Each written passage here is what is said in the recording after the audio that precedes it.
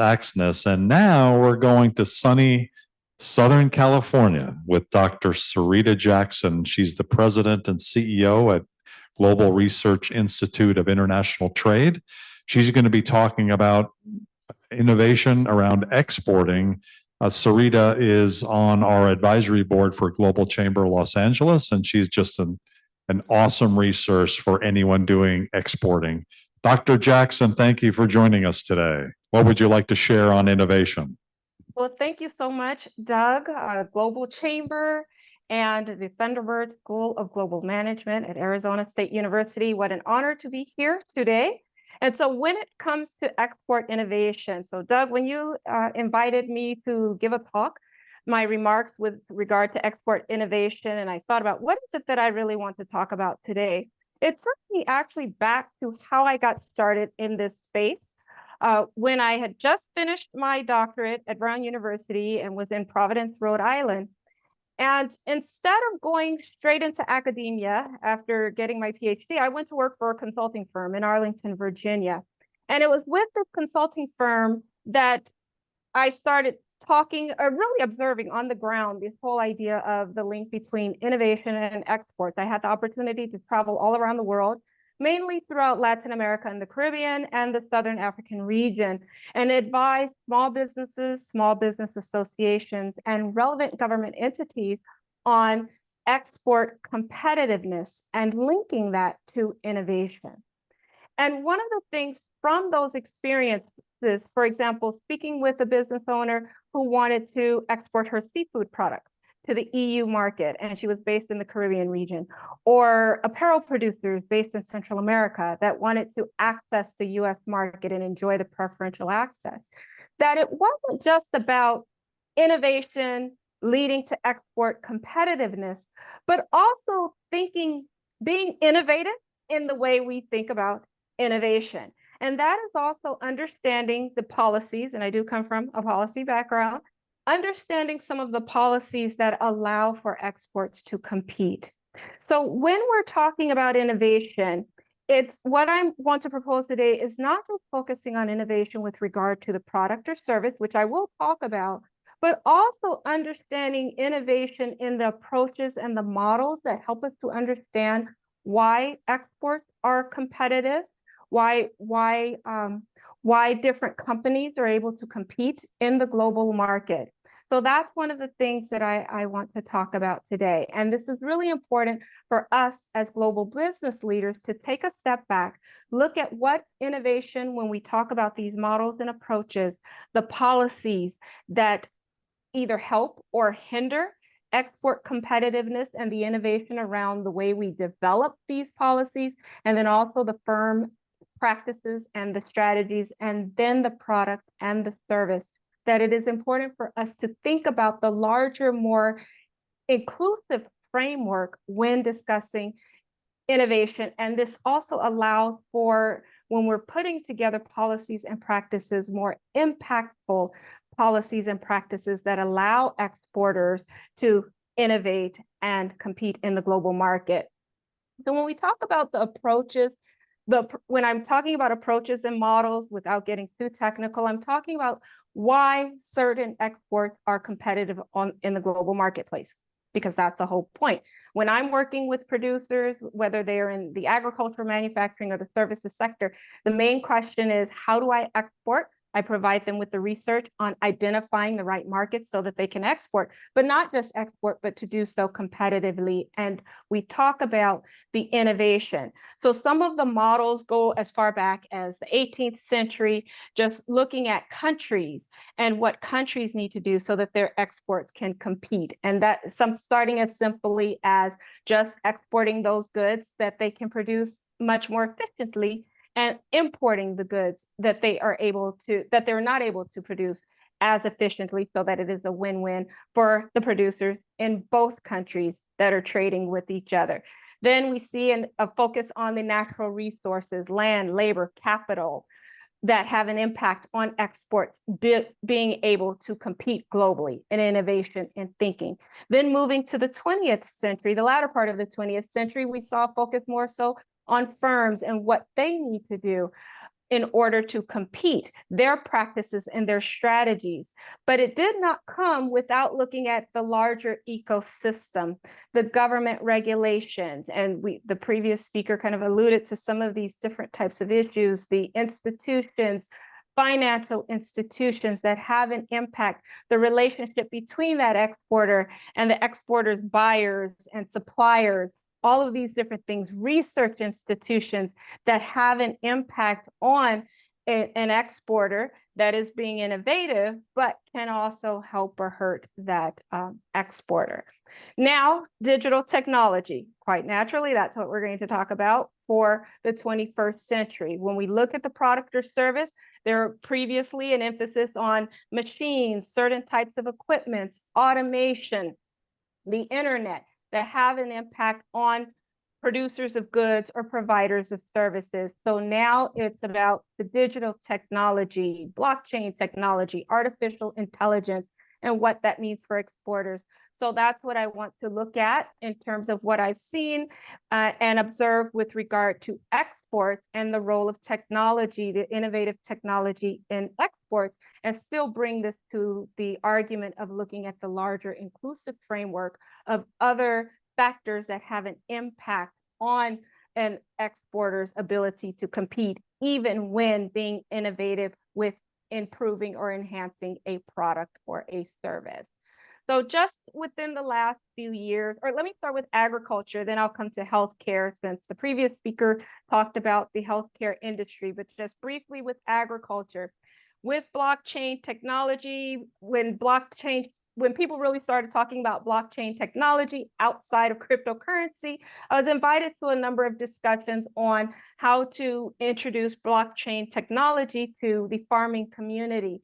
And blockchain technology allows the agricultural sector to really track the whole supply chain with goods. But according to a McKinsey study in 2020, the agricultural sector still remains the least digitized sector, and it proposes providing these digital tools and resources to this industry to boost productivity. But there's still a challenge with that, because it's not about the technology itself, it's the access to the technology, which the dean alluded to. Having access to these technologies become very important. So we can talk about innovation all we want, but having access all around the world, equal access to these technologies, that's where some of the innovation in terms of the thinking to improve access becomes very, very important. With healthcare, we saw that with the global health pandemic caused by COVID-19. I wrote a piece about this that was published in the World Financial Review about the link between the digital technology and different provisions, different services that were provided at the time, and what that meant in terms of cross-border trade. Because we heard a lot about, oh, we're seeing a decline in trade, but that was mostly with regard to goods, but you did see an expansion of services. And Singapore is one of the countries that I highlighted in that piece as utilizing the digital technology, some of the platforms that come out of the United States in Singapore, so that they can provide information in a very quick manner to prevent as much as possible, to understand the virus, to prevent, to contain, diagnose, and treat the coronavirus in 2020, that first year when it first hit. And by the end of 2020, we saw that as a result of this cross-border trade and Singapore's response, it was one of the countries that had the lowest rates of deaths. So that's in the healthcare sector. But again, I reiterate, when I look at this, it's not just, okay, we see the technology and here are the results. It's also looking at the larger atmosphere because sometimes you do have protectionist policies that may make it difficult in order to compete, even with the use of these innovative technologies. So France and the United States, when it came to telemedicine and digital technology, they eased some of the restrictions and the measures to allow for the flow of technology across borders and the provision of these services in the healthcare industry. And as I wrap up, just two more industries, and then I'm going to wrap up. The financial technology, that's another area where we see a lot of creativity. 2019, US, Mexico, and China were the leading adopters of fintech. But at the same time, during the pandemic, we saw where some economies actually started to have more restrictive measures so that financial services from outside financial services could not be provided in those economies. For example, the European Union and India. And then lastly, when it comes to telecommunications, in Africa, there's M-Pesa, which started in Kenya and has expanded to a number of other African countries. And this is very innovative because now it reaches a population that may not be able to access a traditional bank account. So now through telecommunications and mobile payments and mobile transfers, you can get this part of the population involved and engaged in the global economy. So I say all of that to say basically that when we're talking about innovation, and me coming from a policy background, even though I do research and advise small businesses and mid-sized companies, a part of that also includes the larger atmosphere of what's happening policy-wise that can have an impact on their ability to compete. And that's where the innovation is and thinking comes in. So as I wrap up, this takes me back to a statement that I heard many, many years ago from someone, that when we're discussing any matter, without the honest feedback and really understanding the whole ecosystem, when we're trying to provide solutions, it is like spoiled milk. It's no good. And that's what I want to leave you with when we talk about innovation, to not just look at the innovation when it comes to a product or a service. And we've seen where products and services have improved or enhanced so that they're easier to use.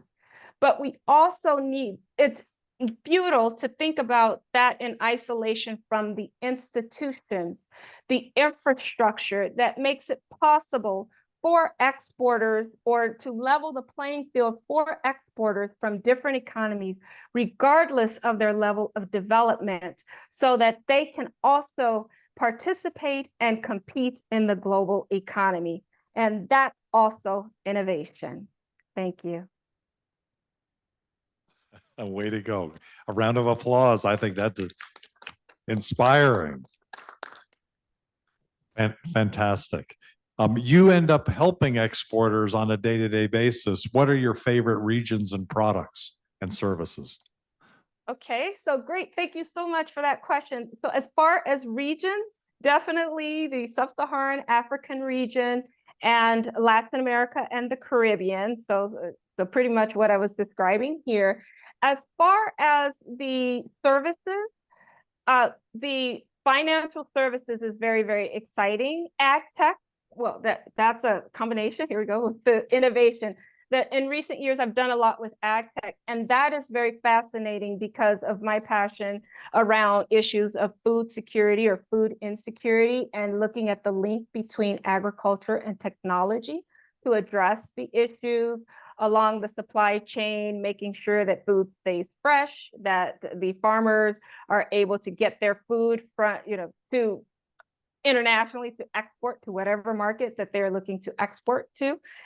So the ag tech is very, very interesting because I've also learned a lot, including the technological side to agriculture export.